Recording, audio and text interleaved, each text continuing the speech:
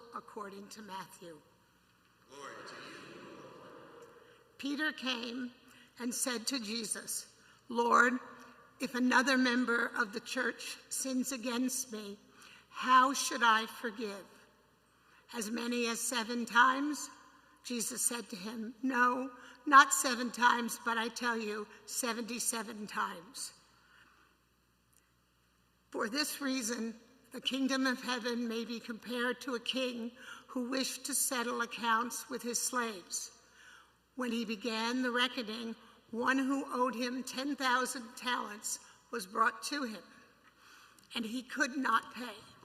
The Lord ordered him to be sold, together with his wife and children and all his possessions, and the payment was made. So the slave fell on his knees before him, saying, 'Have patience with me, and I will pay you everything.' And out of pity for him, the Lord of the slave released him and forgave him his debt. But that same slave, as he went out, came upon one of his fellow slaves, who owed him 100 denarii, and seized him by the throat, saying, 'Pay what you owe me.' Then the fellow slave fell down and pleaded with him, 'Have patience with me, and I will pay you.'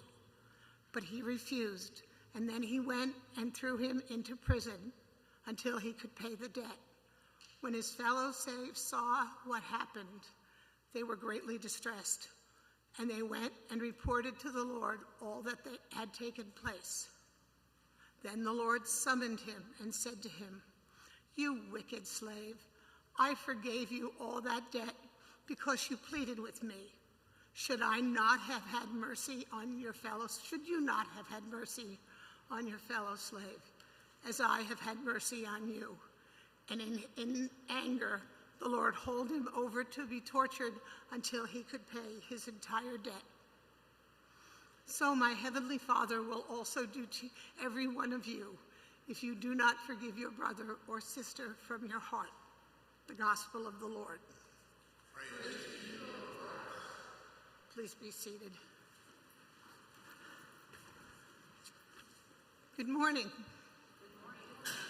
We have been looking at the something that God is up to.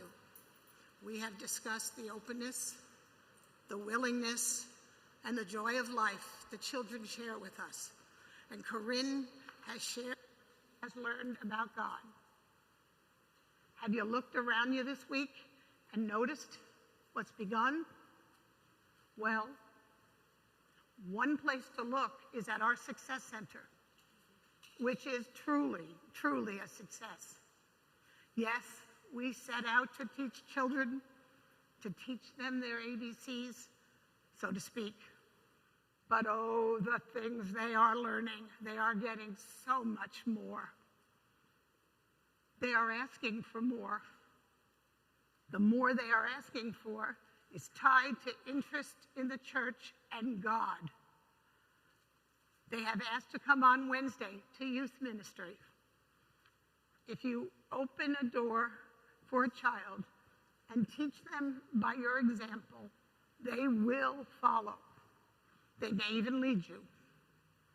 Children are a blank slate on which we can write knowledge, love, confusion, anger, hurt, and pain. They will absorb what we show them, both good and bad.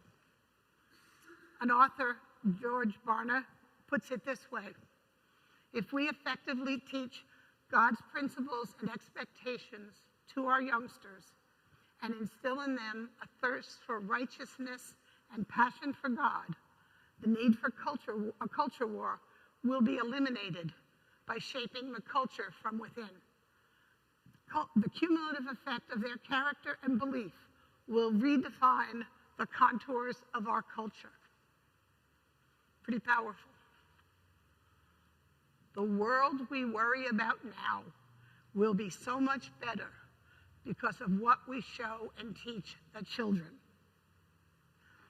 Will the tutors and helpers at the Success Center, both past and present, please stand up?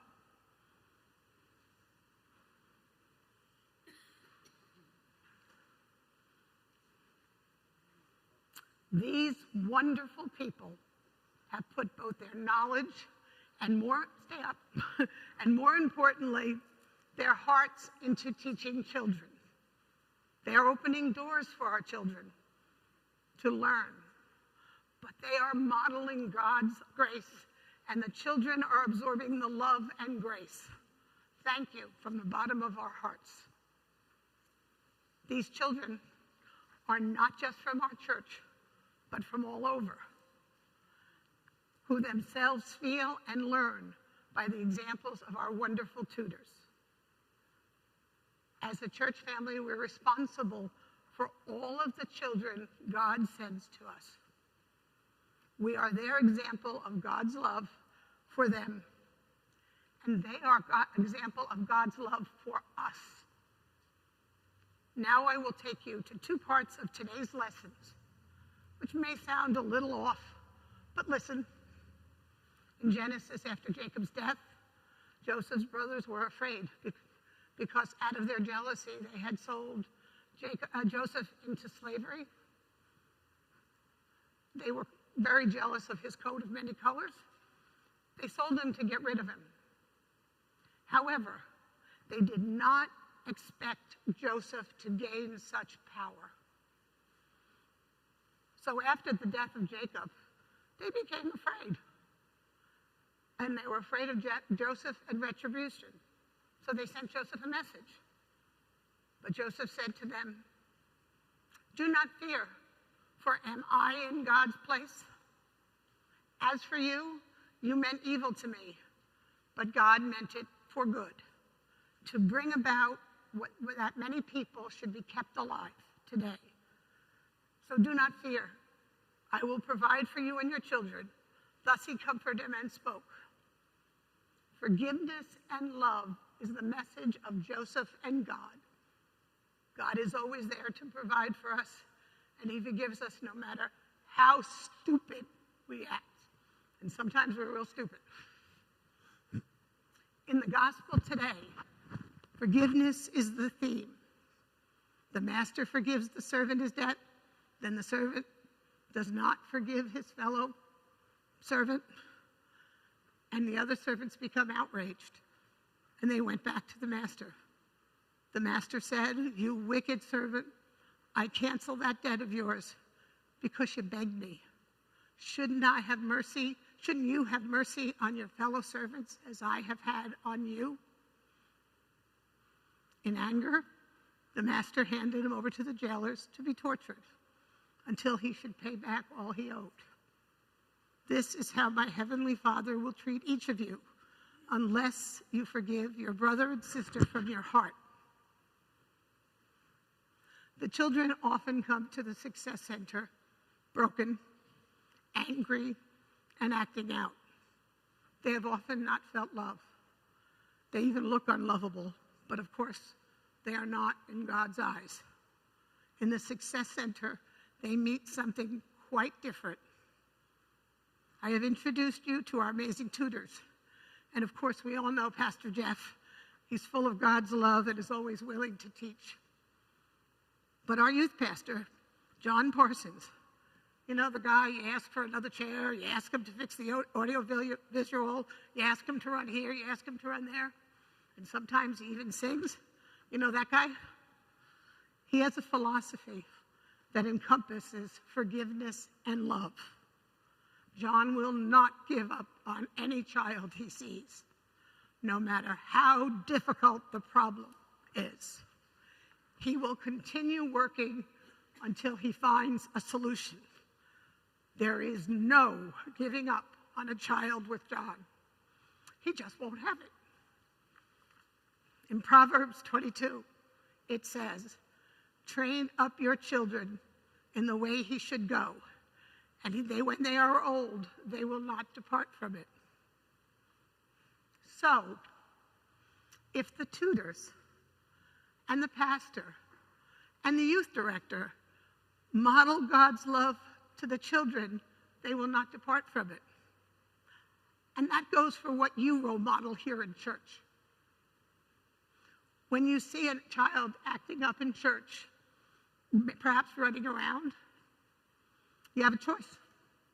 You can reprimand him and make him feel guilty or bad about his behavior or her behavior, or you can sit next to them and try to understand the behavior with love. By the way, I've seen members of this church do that several times. In this way, we show God's love and do not promote guilt. How adults react and behave matters. I have seen many occasions where children have picked up John's tenacious work about helping them. They have internalized it, they have grown, and they are looking to God. I know a couple in particular. Again, we look at children, what children learn by example, by the actions of the tutor and the staff at the Success Center, and the members of the congregation. There is no guilt or shame. Instead, they are spoken to kindly. God is up to something. Our world is a mess. Things look confusing. And yet we can let God in by simply becoming a Christian family, by loving and helping each other. Think about Joseph. He had every reason to hate his brothers and want to harm them. Instead, he chose forgiveness. So now what are we learning from the children as we try to teach them? Let's look again at how open they are to teaching and God's love. You are all part of this. What are you doing to participate and help the children? This is part of what God is up to. He is calling you to participate in the spiritual growth of our children, which will in turn help your own spiritual growth, which will in turn help our messy society. What gifts do you have to share? Now I will introduce John Parsons, and he will explain to you his philosophy about children. Listen closely.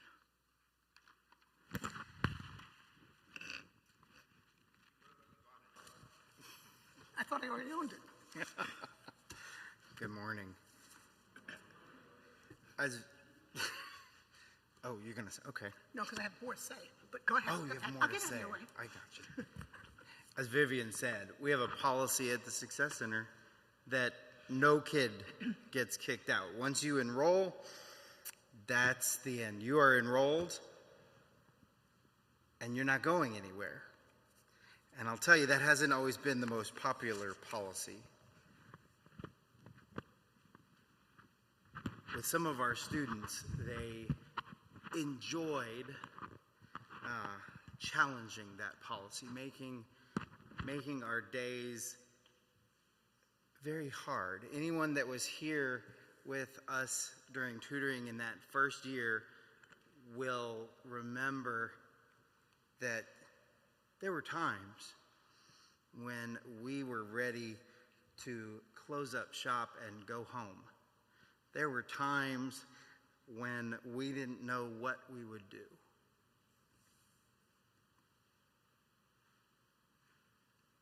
I could regale you with stories from that first year, but Aaron is here, and he's going to tell you those stories next week.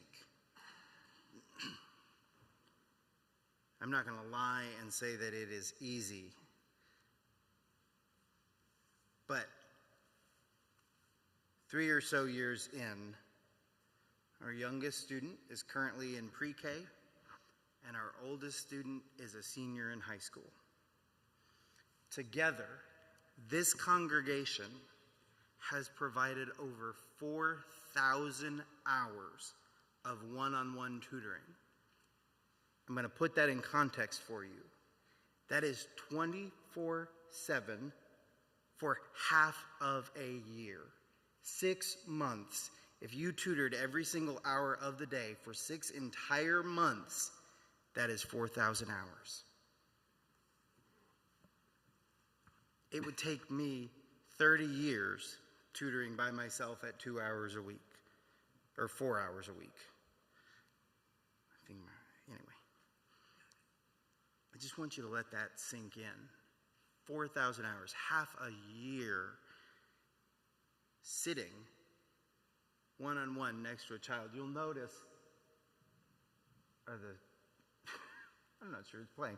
Well, Lakita gets to be the face on the screen again this week, as she was last week. But you'll notice all of the pictures are one-on-one. Every tutor has one student that they work with for a solid hour. And then, of course, they have another one because couldn't do it otherwise. But 4,000 hours sitting next to a child, teaching them the meaning of forgiveness. Because those children, they test you. They try and figure out how to get you to confirm their worst suspicions about themselves. They try desperately to get you to kick them out. But that's not what we do here at First Lutheran. And the results are obvious. The students from the Success Center now populate our Wednesday night programs. They go to camp with us, and they even attend on Sunday mornings. Students from the Success Center quote Pastor Jeff's sermons to me when they try to prove that they have been to first service and don't need to come to the second service, which one service a Sunday. I don't ask more than that. They even sometimes freak out when the line in the gospel reading is very close to the previous week's. And so they were sitting back there and they go, Pastor Jeff's reading last week's verse. Pastor Jeff's reading. No, deep breath. And I'm sitting there going, I don't know whether to be like, should I be proud that they realize that, or should I correct them for having an outburst in church? But anyway, 4,000 hours of one-on-one tutoring, and the results, again, are clear. God is indeed up to something. Thank you. Thank you, John. So to summarize all of this up, the good news remains the good news. We see Joseph forgive his brothers, the master forgives his servants, and through the cross and resurrection, God has forgiven us. God is guiding us using our own hands. We are loved by God and forgiven, and we are to love and forgive in turn, like John and the Success Center. Thank you.